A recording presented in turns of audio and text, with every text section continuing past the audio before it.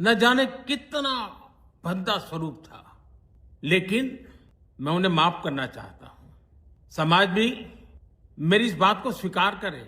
हाथ जोड़ के मैं उनको सल्यूट पेश करता हूं। बहुत से आए वज़ीर आज़म इंडिया के बीच में, कोई मोदी जैसी क्लास कोई आई इंडिया के बीच में। Prime Minister's message that is being sent out and the big news coming in where he says, I forgive the youth who abused. Modi एक बार फिर आ गया है। मोदी जो है वो छा गया है। इसकी वजह यह है कि ये जो कंट्रास्ट है इंडिया का, और फिर वो मुझे हिंदुस्तान की बात कर दी है। हिंदुस्तान, शर्म करो यार, तुम लोगों को शर्म नहीं आती कोई? जरा देखो वो इंडिया के अंदर वो कैसे बात करते हैं, कैसी उनको तमीज है, उन्हें अपनी बात करने का सलीका है। हमारे यहाँ की तरह नहीं है कि गुस्सा करते हैं। इसकी वजह यह है कि जितना मर्जी मोदी साहब पर हम तनकीद करें, मैंने भी बहुत किया, आप लोग भी करते होंगे, अपने इंडिया को कहीं भी वो डिग्रेड नहीं होने देते, कहीं नीचे नहीं आने देते। तो मकसद ये है कि ऐसे लोग फिर तरक्की करते हैं। दोनों हाथों से चपत मारी है पाकिस्तानियों के मुंह पे और पाकिस्तान के सिस्टम में। उसके 200 मील नॉर्थ के अंदर एक कचरा एग्जिस्ट करता है, गंद एग्जिस्ट करता है, इनह्यूमैनिटी एग्जिस्ट करती है, बदमाशी एग्जिस्ट करती है, रूल ऑफ लॉ एग्जिस्ट नहीं करता है, इंसान से दुश्मनी एग्जिस्ट करती है, इंसान से नफरत एग्जिस्ट करती है। जिस बंदे को दुनियादारी की चीजों के साथ मोहब्बत ही नहीं है तो उसने करप्शन क्या करनी है। ऑन टॉप ऑफ दैट, इस वक्त पाकिस्तान में 3 जगहों पे इन्होंने इंसर्जेंसी की, 2 तो फुल फ्लेंज इंसर्जेंसी चल रही हैं। लेकिन अभी हम आगे भी यही कुछ करते आ रहे हैं। बलूचिस्तान के लोगों को भी गद्दार कहा जाता है, कश्मीर तक हम पहुंच गए हैं वही गद्दारी लेकर। तो क्या कुछ सीखा नहीं हम?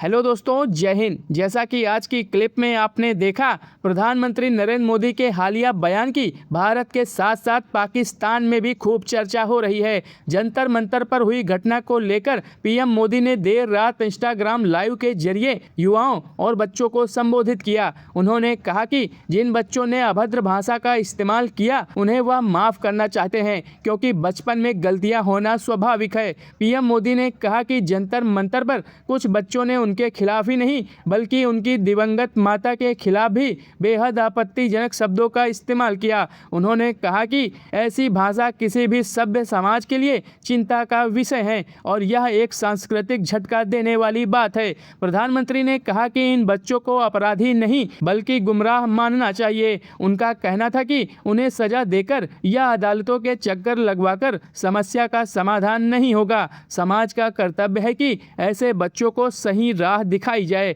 अपने संबोधन के अंत में पीएम मोदी ने कहा, मैं उन बच्चों को माफ करता हूं और उम्मीद करता हूं कि वे अपनी गलतियों से ही सीखेंगे। लेकिन हमने सर, वो तारीख तो है हमारी, लेकिन अभी हम आगे भी यही कुछ करते आ रहे हैं। बलूचिस्तान के लोगों को भी गद्दार कहा जाता है, कश्मीर तक हम पहुंच गए हैं वही गद्दारी लेकर। तो क्या कुछ सीखा नहीं हमने? हम कुछ ठीक करने को तैयार नहीं है कि हम बलूचिस्तान और कश्मीर में भी तो यही बात कर रहे हैं इस वक्त।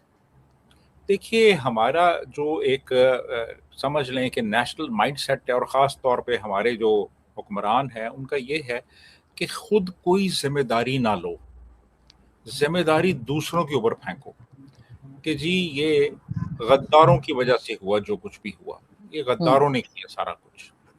हमारी पूरी तारीख में आप देख लें, आप अगर पाकिस्तान बनने से पहले के दौर में चले जाएं तो नवाब सिराजुद्दौला और टीपू सुल्तान को जो शिकस्त हुई, वो हमारी तारीख सिर्फ यही कहती है कि वो गद्दारों की वजह से हुई थी। हालांकि उसमें बहुत से और फैक्टर्स भी थे। अंग्रेजी फौज थी, वेल ट्रेंड थी, वेल इक्विप्ड थी, ये लोग तैयार नहीं थे, लीडरशिप क्वालिटीज नहीं थी इनमें उस तरह से, मिलिट्री स्ट्रेटेजिस्ट नहीं थे, अंग्रेज बहुत ज़्यादा उनकी इस लिहाज से सोफिस्टिकेशन थी, और फिर वो फौज ज़्यादा वेल ट्रेंड थी और उनको हिमायत भी हासिल थी। तो वो कब तक लड़ते? उनको भी हमने गद्दार कहा। फिर हमने जो हमारे लीडर्स थे उनको गद्दार कहा। फिर जब हमारे मुल्क में लोगों में काफ़ी ज़्यादा रिजेंटमेंट पैदा हुई तो हमने उनको भी गद्दार कह दिया। हमने पूरी बंगाली कौम को गद्दार कह दिया। हम आज बलोचियों को गद्दार कह रहे हैं।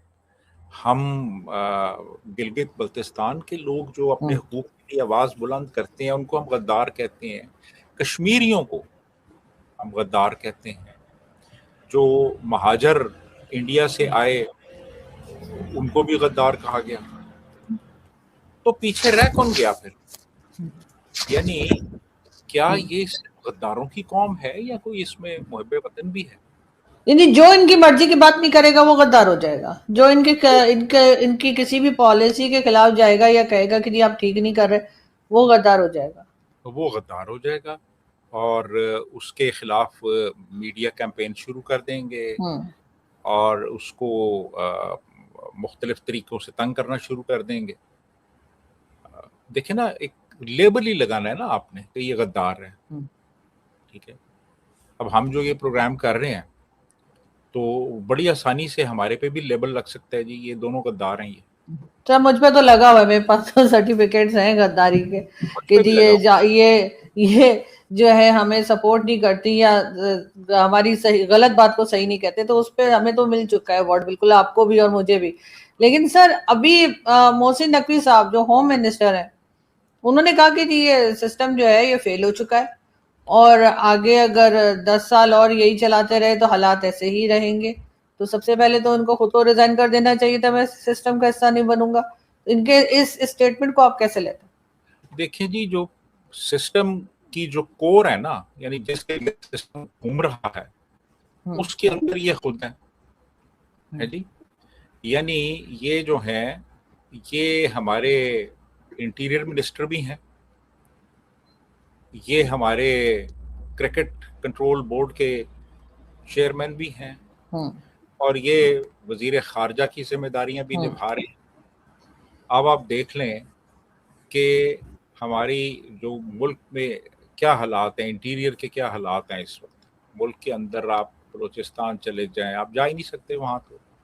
आप गिलगित बल्तिस्तान जाएं, आप कश्मीर जाएं, बाकी लॉ एंड ऑर्डर की सिचुएशन आपके सामने है पूरे मुल्क में।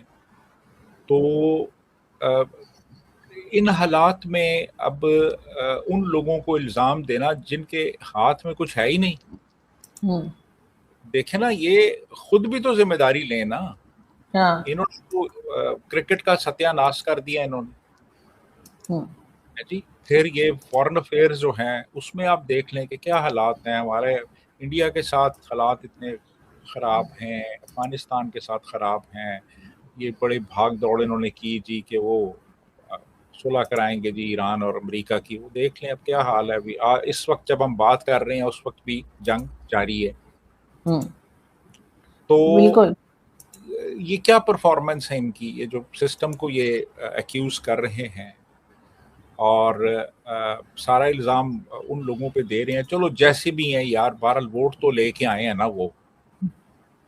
ये इनसे पूछा जाए ये कैसे आए हैं, ये खुद कैसे आए हैं?